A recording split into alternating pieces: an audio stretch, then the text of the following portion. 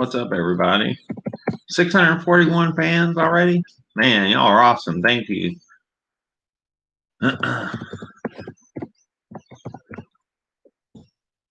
So, I told you I'd do this, so I'm going to again.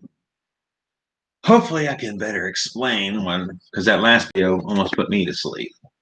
Okay, so she laid her eggs March 18th, and we're going to say this is a perfect world and a perfect snake. Laid eggs March 18th. Give her a bath right after she lays her eggs. March 20th, offer food. Right. So March, April, feed by 4, feed times 4, feed times 4, feed times 4, feed times 4, feed times 4, feed times 4 should be 28 feedings by October. Okay. And I would say from day she laid her eggs, 20 feedings is when she's going to bring follicles back. So they'll be around 3 millimeters. November, start locking the males. I'd lock them maybe 4 to 5 times max, maybe 6.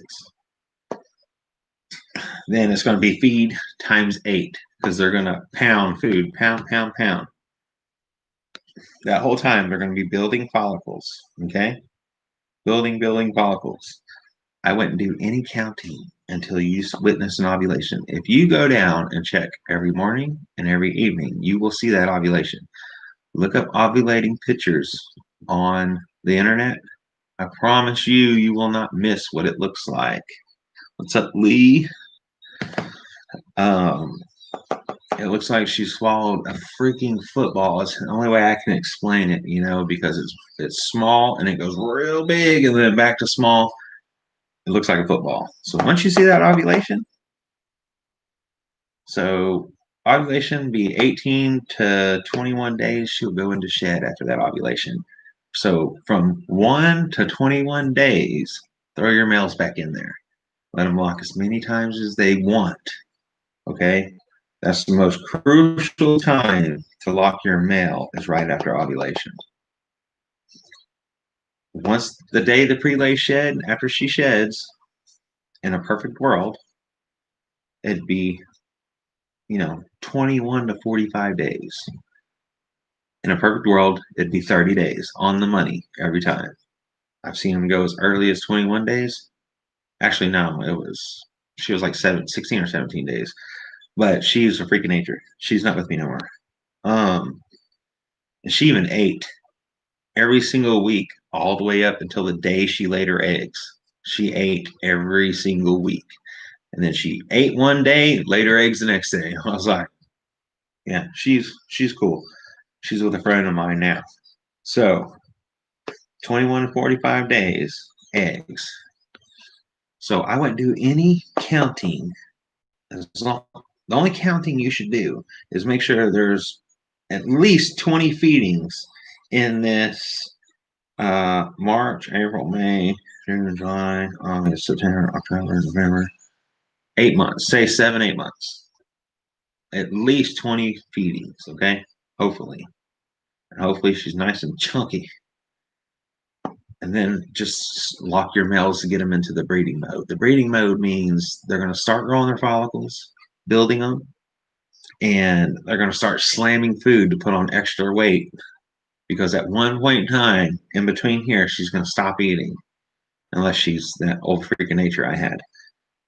She's going to stop eating, so she has to use her body to help build and keep them eggs until the day she lays.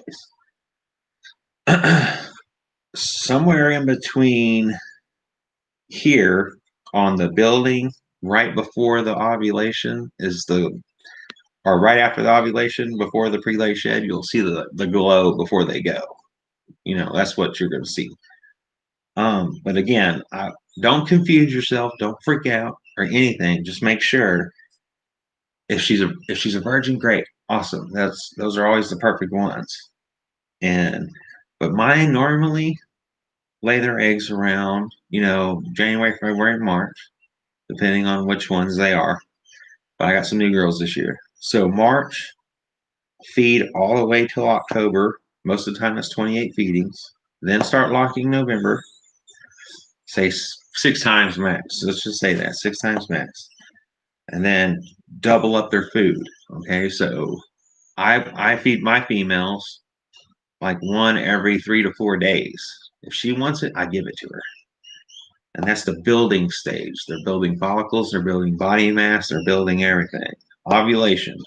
Once you see that ovulation, after that ovulation is over, throw that male in there. That's like a crucial time. Then you'll see the pre-lay shed. 21 to 45 days later, you'll see eggs. Don't confuse yourself, okay? It's not that hard, I promise. And again, I'm always here. If y'all have any questions, any concerns, your snake's acting weird, something, just message me. I'm here to answer all your questions. How long does it take from pairing to ovulation? Okay, so most of the time it depends on the female, like how big the female is. So, say Storm here, she's 3,053 grams. She's probably more than that now. That's an old lane. So, you'll pair in the beginning. Start locking your males in the beginning of November. Okay, that's what this is right here. Start locking your males beginning of November. Okay, after 6 locks, leave them alone after those 6 locks. Let the males rest. Feed the crap out of the females. So hopefully you're just checking your snakes twice a day, once in the morning, once in the evening. Me, if I'm home, guess what? I'm in here. I would. It just depends on the female, man. I don't know if there's a certain date on that because Storm, her ovulation, right after I started locking her in. Let's see. I think I started locking Storm in August because she was a virgin. I started locking her in August. I should have waited until I did it with the rest of mine, but if I cut all my eggs at one time, I can't do all the videos all at once, and then I'll run out of video footage. And she ovulated. It was 29 days later. She ovulated, but she was such a huge snake. Okay, I don't know if she already had follicles from the previous owner. If the owner was doing anything with her, most of the time it depends on the females. Now, most of mine that I normally see, when I start locking them, I would say 45 days before you see the ovulation. That's what I would say. I had one on 38, one on 42, no, 41.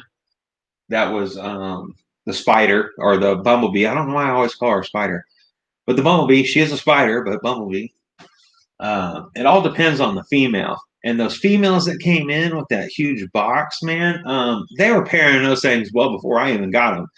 Because right now I'm trying to change the father of the clutch. I did see the sunset ovulate, so I started, or the sunset, the pastel NG. I did see her ovulate, so I started throwing my sunset male to her. I'm just trying to change it up. Is what all I'm trying to do. There's not a guarantee. Maybe I can split the clutch in half. Do I know what they were pairing her with before? No, because after I got them, they stopped talking to me. After we picked these up, I would say it was 2 or 3 days later she ovulated. And I mean, I'm telling y'all can't miss it. I mean, it's such a big bulge. 3/4 down, they're about where their gallbladder ends, and it does not go all the way to the tail. You still have like this much of the tail. So this much of the tail, whoop, and then to where the gallbladder ends. I mean, it's just look it up online. Pictures, ovulation pictures of ball pythons. Once you see it for the first time, look at that. I caught that damn thing. Look at that. I caught that fly mid-flight. So first time you see it, you're gonna freak out. Because I did. When it first happened, I thought my damn snake was egg bound. And that was my freaking nature snake. She was an NG, 100% genetic stripe. I saw that big bulge, I about crapped. And then it lasted like 3 or 4 days, and I kept messaging people going, "Is this egg bound? Is this egg bound?" And it ended up being ovulation. So, yeah, did I look? No, maybe. Um, but there was a lot of people that didn't know what it was either. You know, when I first started into this, I didn't get the help that I give people all the time. I'll be doing a live video on my Instagram tonight with another breeder that has just started, and they're doing some pied projects, and they just want my input. So I was like, heck yeah.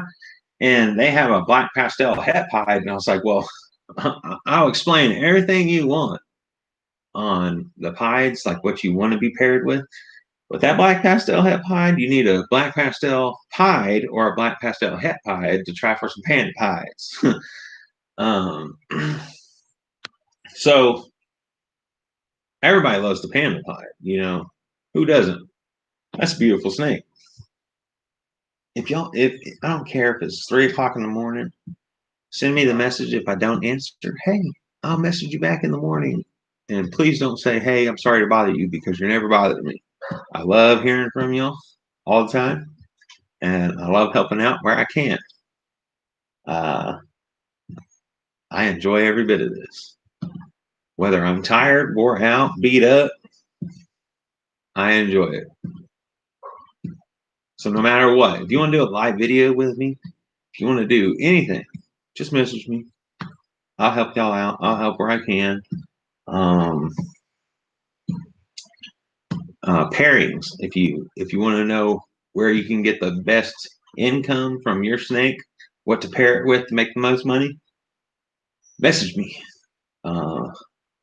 I've learned a heck of a lot since I've been doing this, and sometimes I might know more than I should, because I'll look at a snake and I'll tell my wife we don't need any more snakes, and a week later I need that snake. Richie, hey. But yeah, y'all can message me anytime you want, no matter what. I had somebody message me last night, is this an ovulation? I was like, man, it looks like it. But I said, I need to see each side of the snake and the bottom of its belly, not when it's bent like that. And when they showed me that picture, that's when I knew it wasn't an ovulation. And that's it. That's all you got to do is send me pictures. If I ask for a different picture, show me that picture. And I can pretty much tell you what it is. If you pick up a snake, I can help you identify it. I'm pretty good at that. I might have made somebody mad, because when I first started, we started getting into the sunsets, and we were doing the 100% sunsets before we did any visuals, anything. So I got really knowledgeable at spotting their percentage on sunsets and their markers. And somebody posted a sunset not long ago saying it was 100% het sunset. And I was like, that's not 100% het sunset. Well, how do you know? Well, it's because I've been dealing with sunsets for a very long time, and they have very noticeable the markers when they're 100% hets. And she got real pissed off at me, and then she deleted the comment. I think she was just trying to pass off a normal to a sucker, and it was probably better I stepped in on that one, because there's no need to rip off people, not at all. Not in this business. It's too awesome of a business to do that. But yeah, I enjoy every minute of this, talking to y'all, messaging y'all. The end of next season, I'm going to be really busy, but I don't care how busy I am. Y'all message me if you have a question, because the end of next season, I will be in full swing running for sheriff, and I'll be going to house, be doing fundraisers, all kinds of different things. But I will still be here for y'all on Morph Market, on YouTube, on Instagram, Facebook, whatever you have. We will still be doing our giveaways. We're not going to get so big and go, I don't care about my fans anymore. That ain't ever going to happen. Everybody, there's a lot of people that saying, why don't you start a Patreon? I might, but it's going to be a long time from now. I mean, a lot of these Patreons that I started on watching, we're supporting them. And I didn't do the smallest one, but I did like the middle, like $25 a month. I sent my shirts, my stickers to him. Not one time has he ever worn any of my shirts, and I'm a Patreon member. Um, his other guy did once or twice, but he has never. The guy that I pay monthly has never worn one of my shirts, and I wouldn't be like that. So I'm not going to do the Patreon. Not right now. I enjoy doing this for fun right now. If I did get humongous and I did decide to do a Patreon, it ain't going to be much. It'll be like $10. Because I know there's going to be one point in time where there's probably going to be so many fans, it's going to be hard for me to keep up. So I might have to hire somebody to help me down here while I can deal stuff with y'all. But that's going to be a long time from now. A long, long time from now. Other than that, that's all I got for y'all today. I wish I had some eggs for y'all today, but I don't. I was right, though. Harley Quinn did go back in the shed. I noticed a little pink spot on her belly yesterday, and I was like, man, I thought she already did her pre-lay shed. So, hey, I'm wrong all the time. I'll admit it. I'm wrong. But if I'm wrong, I'm going to tell you I'm wrong. I'm not going to be a sore loser about it or anything. But hey, so she's 1910 right now, even though these are old weights. And she's going into shed right now. And she's going to be heavier.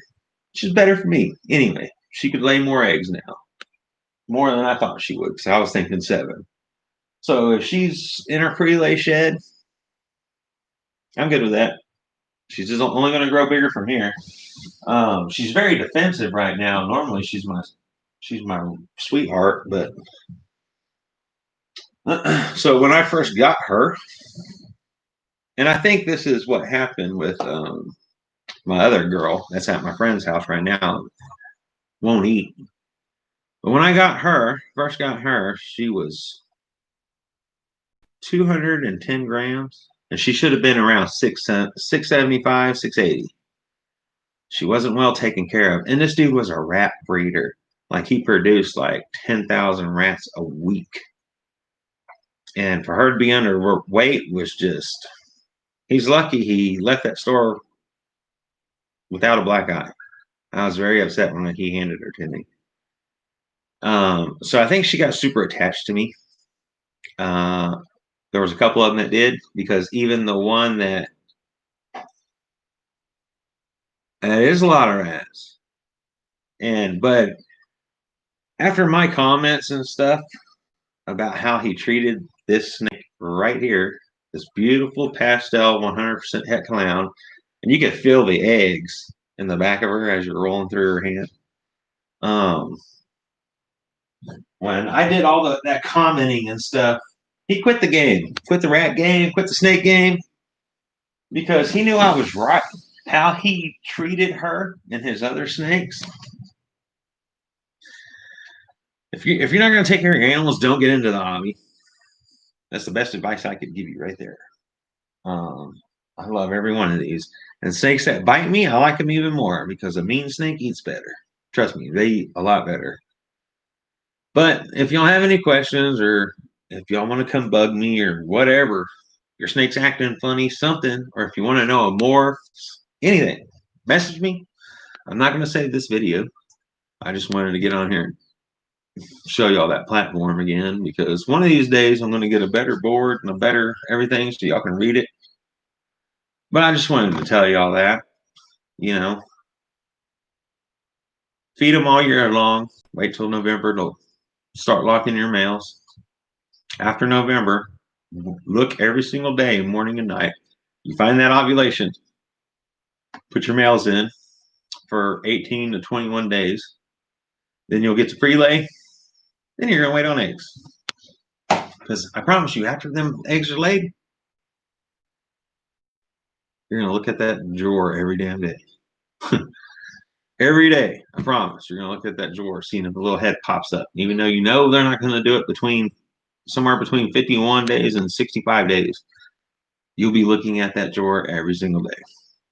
This is Robert More Seekers. Y'all don't forget to like, share, subscribe. I'm hoping next year mine start breeding. Till then, I'm dreaming. Hey, y'all see my dog? Look at him. Little shit. Yeah, this is underneath my garage. And then there's like a 4x4 hole. I can move that plywood out of the way. And look, there's my pit bull. Huh? But I love it down here. But hey, I still dream too, because I can't have every snake in the world. You know, there's certain snakes out there that I wish for all the time. Yeah, I got some sunsets and VPI exempted clowns, but there's other stuff out there that I want every single day, and I'll stare at it, you know. So I dream too, so don't worry about it. Your dreams will come soon, I promise. And then once you do, you're going to be just like me, glued to the incubator. It's Robert More Seekers. Don't forget to like, share, subscribe, hit that notification bell. I'll see y'all again soon. I'm not going to save this video. I don't know.